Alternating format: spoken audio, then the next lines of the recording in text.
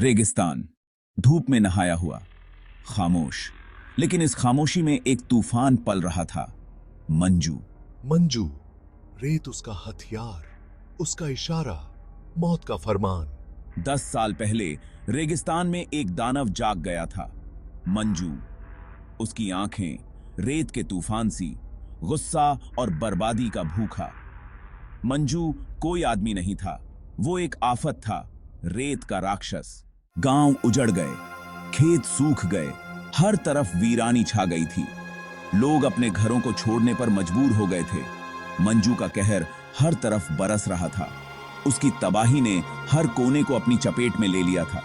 10 सालों तक उसने तबाही मचाई। हर साल, हर मौसम में मंजू का कहर बढ़ता ही गया। जो भी उसके सामने आया वो रेत बन गया।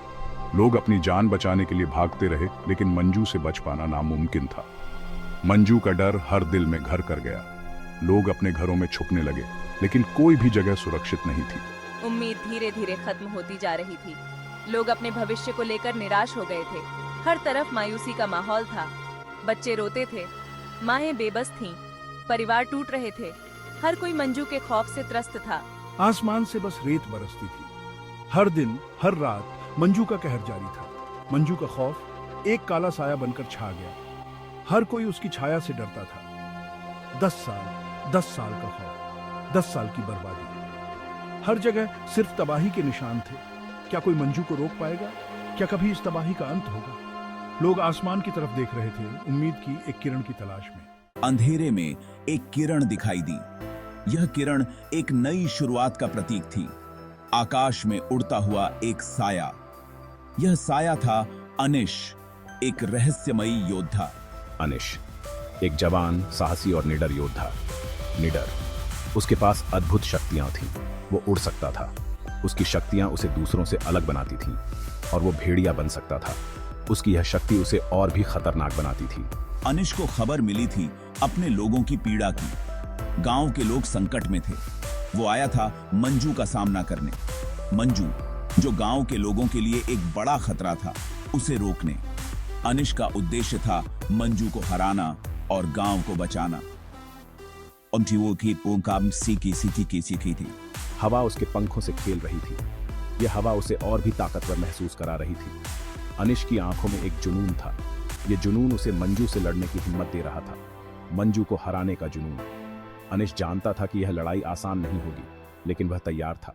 रेगिस्तान में 2 ताकतों का टकराव हुआ, मंजू और अनिश। रेत और हवा की जंग। मंजू ने गरजा, रेत का तूफान उठा। अनिश ने पंख फड़फड़ाए, तूफान से बच निकला। पहली बार मंजू को चुनौती मिली थी। उसकी आंखों में गुस्सा दिखा, अनिश को मिट्टी में मिला देने का गुस्सा।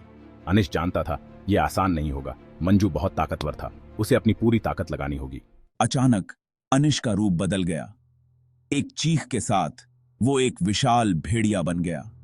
भेड़िया गरजा। उसका गरजना तूफान से भी ऊपर सुनाई दिया। मंजू और अनिश आमने सामने। भेड़िया रेत के तूफान में कूद गया। मंजू हंसा। रेत उसके शरीर से चिपक गई, उसे दबाने लगी। लेकिन अनिश हार मानने वाला नहीं था। वो भेड़िया था, और भेड़िए हार नहीं मानते। भेड़िए ने तूफान के बीच से छलांग लगाई। मंजू के पास पहुंच गया। उसके पंजे बिजली की तरह चमके। मंजू घायल हो गया। रेत का तूफान कमजोर पड़ने लगा। अनिश को उम्मीद दिख रही थी। गांव वाले दूर से देख रहे थे। उनके चेहरों पर पहली बार आशा की किरण दिखाई दी। अनिश ने अपनी सारी ताकत इकट्ठी की। मंजू को हराना था, अपने लोगों को बचाना था।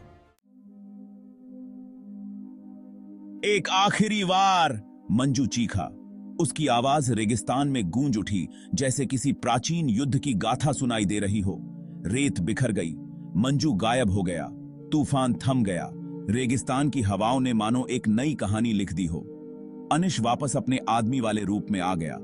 उसकी आंखों में एक नई चमक थी, जैसे उसने अपनी आत्मा को फिर से पा लिया हो। थका हुआ, लेकिन जीत गया। लोग खुशी मनाने लगे। उनकी आंखों में आंसू थे, लेकिन ये आंसू खुशी के थे, राहत के थे। मंजू का खौफ खत्म हो गया था। गांव वालों के चेहरों पर राहत की लहर दौड़ गई थी। वे अब सुरक्षित महसूस कर रहे थे। अनिश ने उन्हें एक नई सुबह का वादा दिया था, उम्मीद की सुबह। एक ऐसी सुबह जिसमें हर कोई अपने सपनों को साकार कर सके। रेगिस्तान अब भी खामोश था, लेकिन इस खामोशी में अब एक नई ऊर्जा थी, एक नई उम्मीद। लेकिन अब इस खामोशी में डर नहीं था, अब बस शांति थी। एक ऐसी शांति जो एक नई शुरुआत का संकेत दे रही थी।